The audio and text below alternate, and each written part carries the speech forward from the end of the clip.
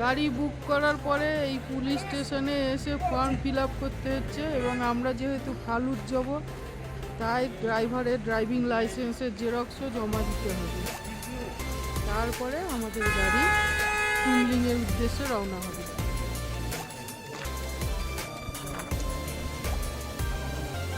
এই গাড়িতে করেই আমরা এখন যাব টুমলিং, তারপরে সান্দাকুতে 2 রাত থাকতে হবে, তারপরে ওখান থেকে আমরা ফালুট যাব।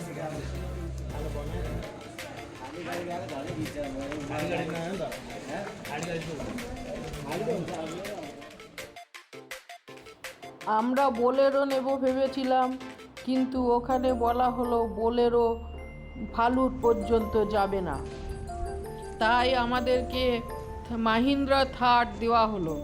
আমরা এখন মানেভঞ্জন থেকে টুমলিং যাচ্ছি এই গাড়িটাই করে। আর সন্দীপ গেছে পারমিট বানাতে, সিঙ্গলীলা ন্যাশনাল ফরেস্টে যাওয়ার জন্য পারমিট বানাতে হয়, সেই পারমিট বানাতে গেছে। এই হলো মানেভঞ্জন ভিলেজ।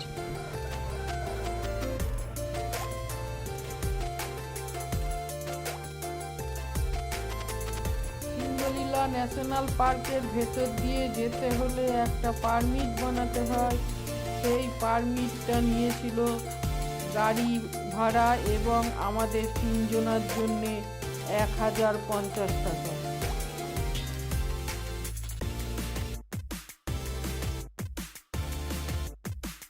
আমাদের গাড়ি এখন যাত্রা শুরু করলো টুমলিংয়ের উদ্দেশ্যে। টুমলিং যেতে প্রথমেই চিত্রে পড়বে, তারপরে রামধুরা, মেঘমা এইসব হয়ে টুমলিং। প্রচণ্ড খাড়াই রাস্তা, আপনারা বুঝতে হয়তো পাচ্ছেন না এখান থেকে, কিন্তু আমাদের গাড়ি প্রচণ্ড খাড়াই হয়ে এগিয়ে চলেছে। পথের সৌন্দর্য অসাধারণ, একদিকে পাহাড়, অন্যদিকে খাদ। এই খাদের ওপর থেকে লম্বা লম্বা পাইন গাছ উঠেছে।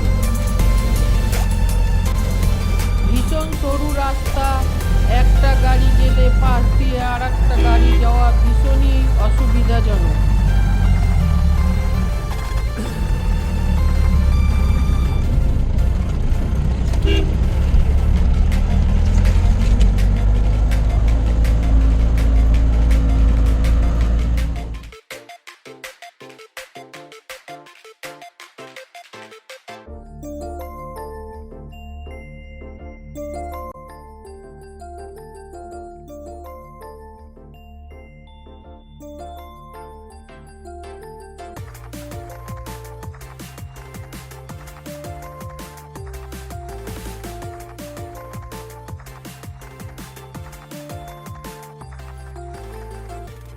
আগের পর্বে আপনারা দেখেছেন আমরা যখন শিলিগুড়ি থেকে মানেভঞ্জন আসছিলাম তখন কি সুন্দর পরিষ্কার আকাশ ছিল, লেপচা জগৎ থেকে কাঞ্চনজঙ্ঘাও দেখা যাচ্ছিল। কিন্তু টুমলিং যাওয়ার পথে আমাদের আকাশ মেঘে ঢেকে গেল। আমরা চিত্রেতে এসে পৌঁছালাম, কিন্তু কিছুই দেখতে পেলাম না। তাই ঠিক করলাম যেদিন ফিরব সেই দিনই চিত্রে ঘুরে দেখব।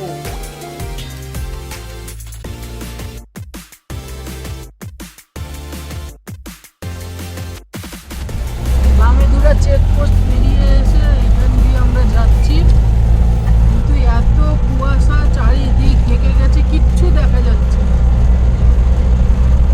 মনে হচ্ছে আমরা মেঘেদের মধ্যে দিয়ে যাচ্ছি।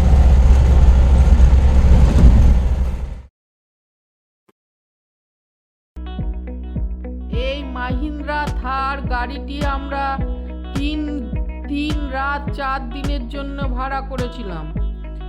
এটির ভাড়া পড়েছিল 13,500 টাকা। ঘন মেঘ কুয়াশার ভিতর দিয়ে আমাদের গাড়ি ছুটে চলেছে।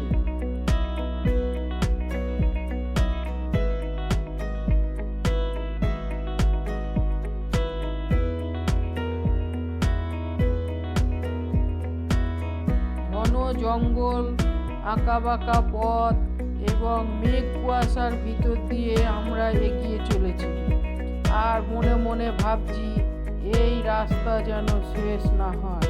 প্রাকৃতিক সৌন্দর্য এত সুন্দর যে আমাদের মন পাগল হয়ে যাচ্ছে।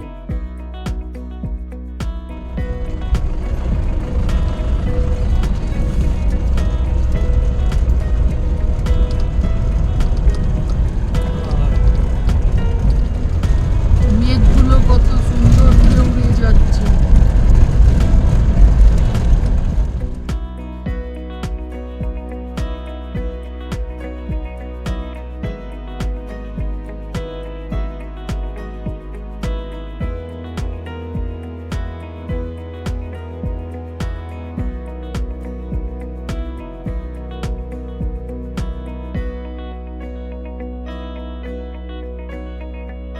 ঘন কুয়াশায় ঢাকা পাহাড়ের সৌন্দর্য অসাধারণ।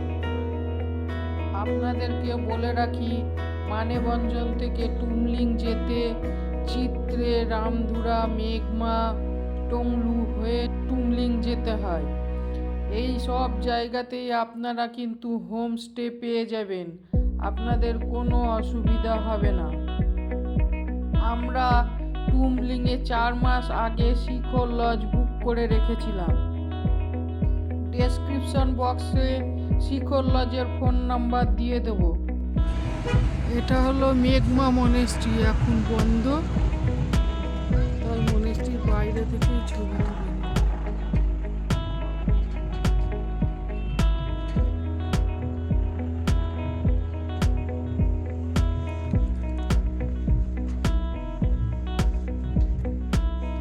আপনারা যখন মানেভঞ্জন থেকে সান্দাকফু ভ্রমণে আসবেন তখন কিন্তু আপনারা সঙ্গে আধার কার্ডের জেরক্স এবং আধার কার্ড অরিজিনাল সঙ্গে রাখবেন, আর অনেকগুলো জেরক্স কপি রাখবেন, ওখানে কিন্তু চাইবে।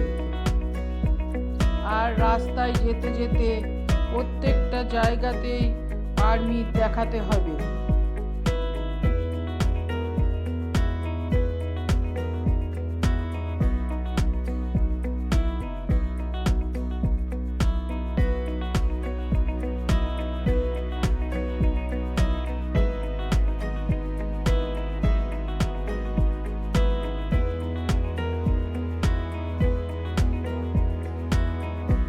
মানেভঞ্জন থেকে টুমলিং যেতে এই রাস্তাটি হলো ভারত সরকারের, আর রাস্তার বাঁ দিকে নেপাল সরকার এবং ডান দিকটা ভারত সরকারের। অর্থাৎ রাস্তার বাঁ দিকটা নেপাল এবং ডান দিকটা ভারত।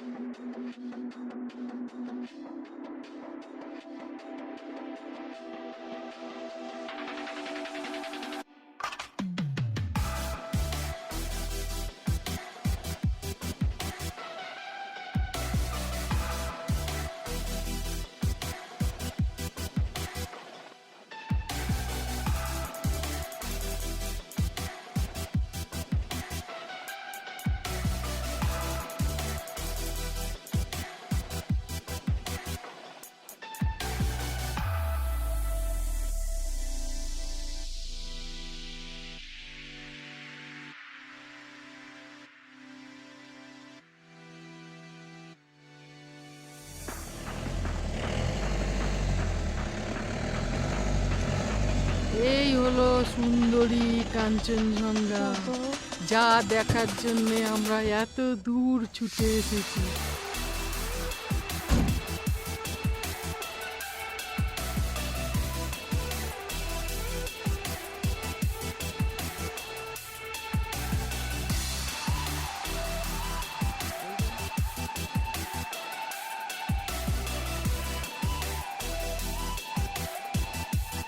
ওই দেখুন কাঞ্চনজঙ্ঘা উঁকি দিচ্ছে। ঘন কুয়াশা কেটে গিয়ে আবার নীল আকাশ দেখা যাচ্ছে এবং নীল আকাশ ভেদ করে কাঞ্চনজঙ্ঘা মাথা তুলে দাঁড়িয়ে আছে।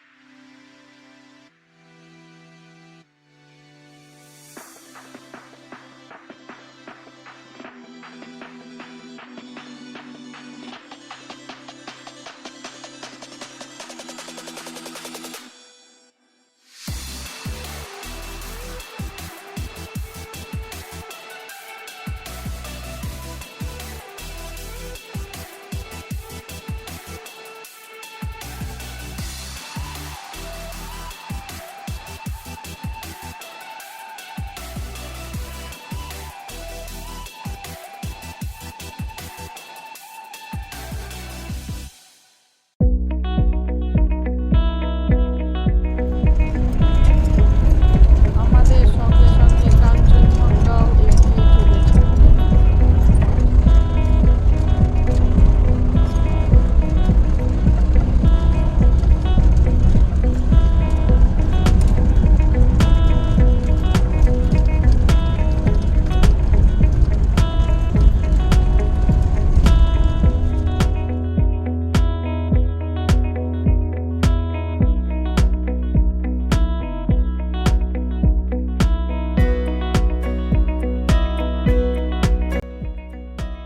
আবার চারিদিক কুয়াশায় ঢেকে গিয়েছে।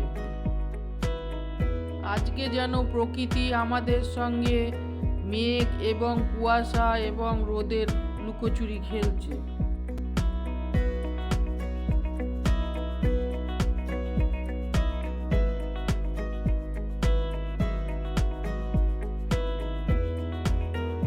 টুমলিং পৌঁছে গেলাম। টুমলিং নেপালে অবস্থিত। এখানকার হোমস্টেগুলো সবই নেপালের। টুমলিংয়ের 2 কিলোমিটার আগে টংলু, সেখানে ওয়েস্ট বেঙ্গলের কিছু হোমস্টে আছে। আমাদের সামনের এই রাস্তাটা হলো পশ্চিমবঙ্গের, আর এই রাস্তা থেকে যে আমরা নিচে নেমে যাচ্ছি, যে হোটেল হোমস্টেগুলো দেখা যাচ্ছে সেগুলো সবই নেপালে অবস্থিত। অর্থাৎ টুমলিং নেপালে অবস্থিত আর টংলু পশ্চিমবঙ্গে অবস্থিত। এখানে পুরোটাই নেপাল আর ভারতের লুকোচুরি খেলা।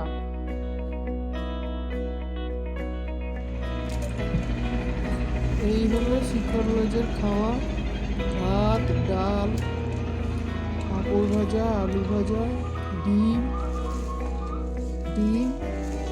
কোয়াশের তরকারি, স্যালাড আর চাটনি, তেঁতুলের চাটনি, লঙ্কার চাটনি, আমের চাটনি। এই হলো শিখর লজের খাবার। এটা শিখর লজের ডাইনিং হল।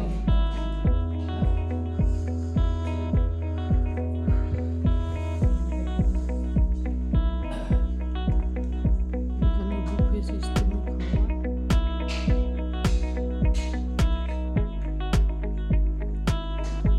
সব সুন্দর করে সাজানো আছে বাসনপত্র। ওই ভেতরে কিচেন।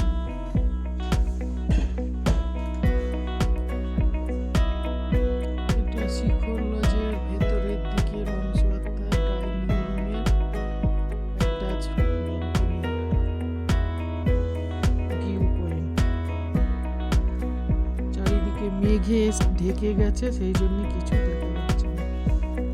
শিখর লজে আমরা এখন খাওয়া দাওয়া করলাম। খাবার দাবার বেশ ভালো টেস্টি ছিল।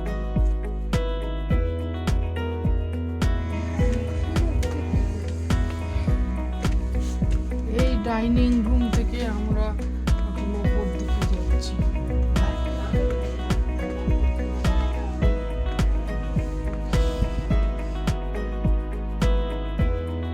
শিখর লজে যেতে গেলে এই উপর দিক থেকেই নিচে নামতে হয়। আজকে টুমলিংয়ে নাইট স্টে করব। আমাদের হোমস্টের নাম হলো শিখর লজ। শিখর লজে থাকা ও খাওয়া নিয়ে ভাড়া পড়ছে ১৬০০ টাকা প্রত্যেক ব্যক্তির জন্য। আমাদের ৩ জনের ৪৮০০ টাকা ভাড়া পড়েছিল। খাওয়া বলতে এখানে lunch, dinner, breakfast, evening snacks এবং বেড টি এই সবগুলোই দেবে। এই হলো স্লিপিং বুদ্ধা। কি অসাধারণ, তাই না?